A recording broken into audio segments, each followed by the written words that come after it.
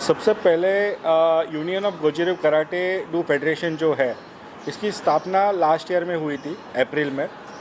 जितने भी गोजिरु संगठन है उन सबको मिला के union of Gojuryu karate do federation बना हुआ है और इसका डायरेक्ट एफिलिएशन है world Gojuryu karate do federation और Asian Gojuryu karate do federation. इन दोनों से ये मान्यता प्राप्त है, दोनों संगठनों से, वर्ल्ड की संगठन और एशिया की संगठन से। ये एक में वो एकलौती ऐसी संगठन है जिसको मान्यता मिली है गोजिरु का संपूर्ण जो फेडरेशंस सब छोटे संगठन है उनको एकत्रित करना, फिर सबको एक स्टेट का फेडरेशन बनाना, उनके नेशनल्स के सिलेक्शन करना, वर्ल्ड कप में टीम भेजना, एशिया में टीम भेजना, ये पूरा control union of Gojuryu karate do federation के अंडर ही चलता है। तो आप लोग किस पोजीशन पे हो, किस तरह से जुड़े हुए हैं? जैसे कि मैं खुद union of Gojuryu karate federation UGKFI में प्रेसिडेंट हूँ, ऑल इंडिया प्रेसिडेंट। मेरे लेफ्ट में जो है वो क्योशी, जो उनको एक पदवी है, मिस्टर BK पवार, ये चीफ एडवाइज़र है और सर 1995 के वर्ल्ड चैम्पियन है, तो उनकी बहुत सा सपोर्ट और उनका एक्सपीरियंस हमें वर्ल्ड कप में मिलने वाला है। मेरे राइट साइड में है अभिषेक सावंत, वो महाराष्ट्र बॉडी, जो अभी महाराष्ट्र बॉडी होस्ट कर रहा है उसके कमेटी में है, और लेफ़्ट साइड में दिनेश धनवी सर भी है, वो भी महाराष्ट्र बॉडी के है।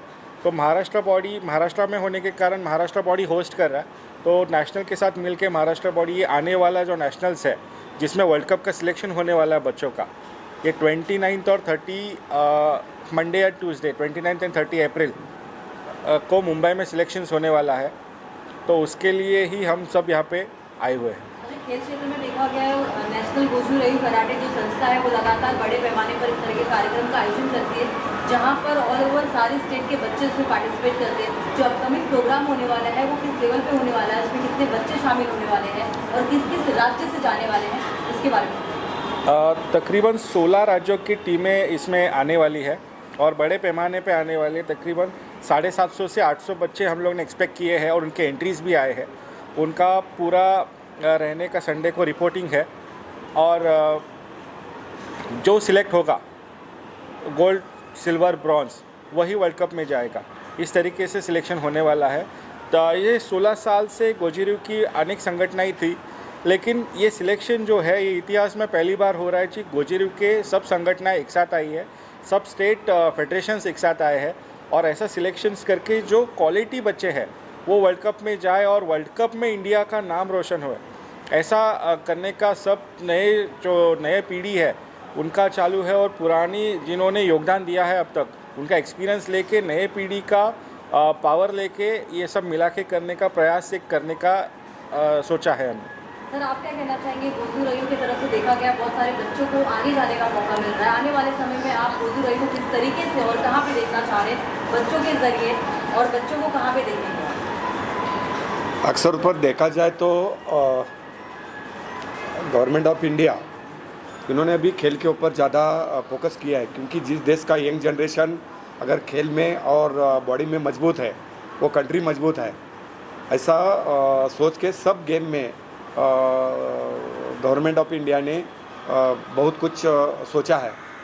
तो वही प्लान हम सामने रखते हुए हमारा यंग जनरेशन मार्शल आर्ट्स में जितना भी है उनको एक साथ में जमा करना, उसमें जो हमारी स्टाइल है गोजिरु उसको प्रमोट करना, और वर्ल्ड में कराटे में गोजिरु ऐसा स्टाइल है, सॉफ्ट, मारने के लिए एकदम सॉफ्ट है, मतलब कोई भी उसको सीख सकता है, और उसका असर जो है होने वाला सामने वाले के ऊपर वो काफ़ी हार्ड है।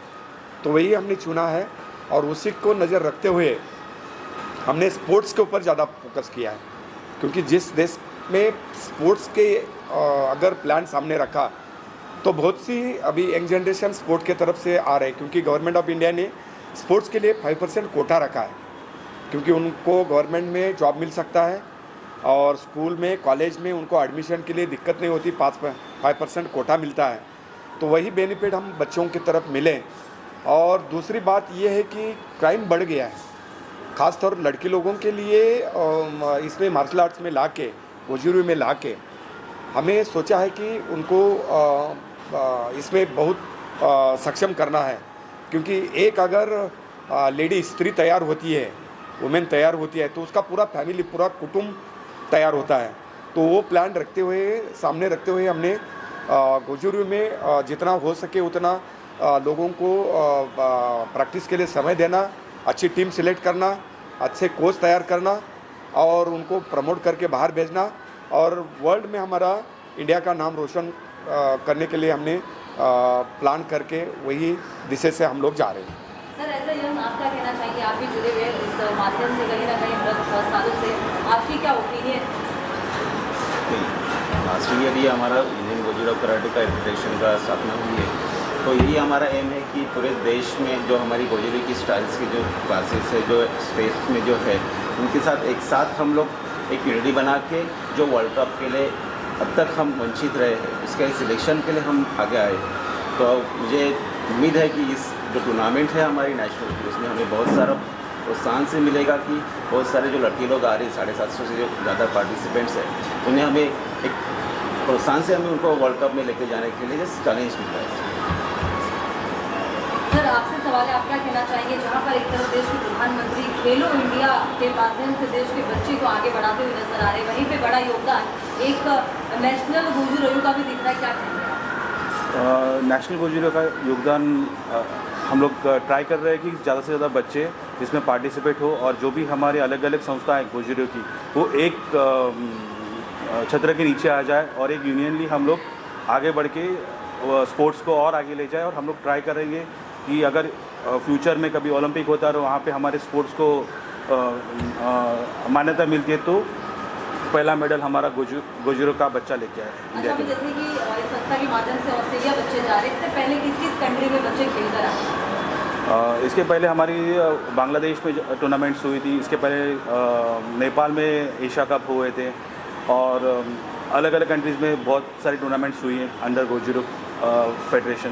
तो और वहाँ पे हमारे बच्चों ने बहुत सारे मेडल्स लेके आए, तो वही बाकी बच्चों के लिए भी एक प्रोत्साहन का कारण है। अभी देखिए, जब से मैं खेल रहा था तभी से मतलब काफ़ी साल 1995 से मैं पहला वर्ल्ड चैम्पियन खेला। तो उसके बाद में सेकंड चैम्पियनशिप के लिए हम लोग गए थे इस्तांबुल, टर्की। प्रेसिडेंट भी उसमें खेले थे, जो धीरे सर प्रेसिडेंट है वो। तो हमें वहाँ मेडल नहीं मिला था। दूसरी टाइम में हम कोरिया गया, उधर भी मेडल नहीं मिला। थर्ड टाइम पे हम लोग गए मलेशिया, तो मलेशिया में हमें पहला गोल्ड मिला, 1 गोल्ड 6 सिल्वर और 10 ब्रांज। तो उससे हमें तभी से हमको उम्मीद ऐसा रखा कि बड़ी टीम होना चाहिए, लोग ज़्यादा पार्टिसिपेंट होना चाहिए। तो उसके बाद में बांग्लादेश में हमारी 30 लोगों की टीम गई, तो उसमें हमें करीब 23 मेडल मिले बांग्लादेश में। सेकंड 14 लोगों की टीम 14 लोगों की टीम गई और 14 के 14 और 14 के 14 मेडलिस्ट आए। तो उधर हमको बहुत ऐसा मतलब ऐसा ध्यान में आया कि बच्चों को अगर ज़्यादा ट्रेनिंग देते हैं, हम अच्छी ट्रेनिंग देते हैं, तो हमारे बच्चे अच्छे बन सकते हैं। तो उसके लिए हमने फिर क्या किया, कोरिया से कोच मंगाया, बेल्जियम से सर को बुलाया था, हमारे जो गोजुरु के ट्रेजरर है वर्ल्ड के। देखिए कैसा है, अभी लास्ट 2022 वर्ल्ड कप जो हुआ वो इटली में हुआ। इटली में देखा जाए, अगर आप वेबसाइट के भी देखेंगे, WGKF के वेबसाइट पे देखेंगे, इंडिया का रैंक 29 है। ये अच्छा है क्योंकि 57-58 कंट्रीज़ है, लेकिन लॉकडाउन की वजह से 32 कंट्रीज़ ने पार्टिसिपेट किया था। तो ये अच्छी बात नहीं है कि 32 कंट्रीज़ में इंडिया 29 आया। तो हमको सिर्फ खेलने नहीं जाना है, हमको सिर्फ बच्चों को घुमाने नहीं लेके जाना है, हमको बच्चों ऐसे सिलेक्शन चाहिए कि जो क्वालिटी बच्चे हैं वो वर्ल्ड कप में पार्टिसिपेट करें। ऑल इंडिया के हर कोने में से हम टैलेंट ढूंढ रहे हैं, इसके लिए हम हर स्टेट में सिलेक्शन कर रहे हैं। वहाँ के हर कमेटी को हमने बोल के रखा है कि सब सिलेक्शंस फेयर होने चाहिए, सब ऑन पेपर है, सब रिकॉर्ड है, और जितने भी सिलेक्शंस है वो ओपन है। गोजुरु का कोई भी बच्चा जो गोजुरु कर रहा है, जो कोच गोजुरु कर रहा है, वो आके हमसे जुड़ सकता है। बच्चा आके जुड़ने के बाद हमारे कोई भी टूर्नामेंट में खेल सकता है। ये सिलेक्शन पूरी तरीके से ओपन सिलेक्शन है, जो हमारे मेंबर बन रहे हैं सबके लिए ओपन है। और हम लोग यही है कि हर क्वालिटी, हमको क्वालिटी चाहिए जिसके साथ हम वर्ल्ड कप में इंडिया का रैंक सुधार सके। और आने वाले 2 सितंबर से 8 सितंबर तक वर्ल्ड कप ऑस्ट्रिया में खेले जाने वाला है। वहाँ पे हमें अच्छी टीम भेज के सिर्फ ना ही अच्छी टीम भेजना है, हमको ये है कि हम लोग ने एक स्लोगन भी बनाया है, ब्रिंग इंडिया गोजू वर्ल्ड कप 2024। तो हमारा यही प्रयास है कि वर्ल्ड कप में अच्छे से अच्छा परफॉर्मेंस दे के इंडिया का नाम गोजरू में रोशन करना है। फिलहाल तो हमारी जो टूर्नामेंट अभी आ रही है, नेशनल टूर्नामेंट जो गोजरू की हो रही है और एक सबसे बड़ी टूर्नामेंट है इंडिया की आज तक की।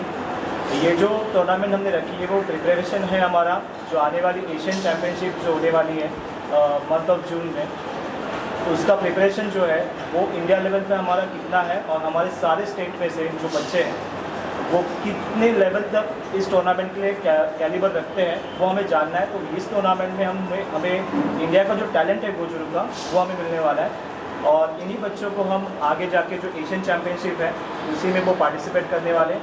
उससे आगे जाके जैसे भी धीरज सर ने बताया जो हमारे नेशनल फेडरेशन के प्रेसिडेंट हैं, उन्होंने बताया कि जो वर्ल्ड कप हो रहा है गोजरू का वो हमें बहुत ही अच्छी तरीके से वहाँ पे जो इंडिया का दबदबा बनाना है और इसके कारण ही हम जो भी तैयारियां कर रहे हैं वो गोजरू के ओवरऑल डेवलपमेंट के लिए कर रहे हैं। आज तक हमारी जो टूर्नामेंट हम जो कर रहे हैं वो अदर कंट्रीज़ में जाके कर रहे थे, बट हमारा ये सपना है कि बहुत सारी टूर्नामेंट जो है गोजरू की वो हमारी कंट्रीज़ में हो और इंडिया का नाम और भी आगे जाके रोशन हो।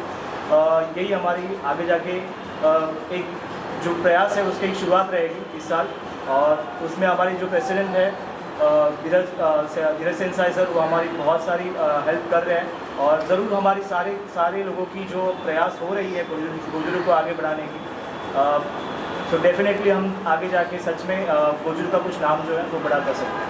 Thank you.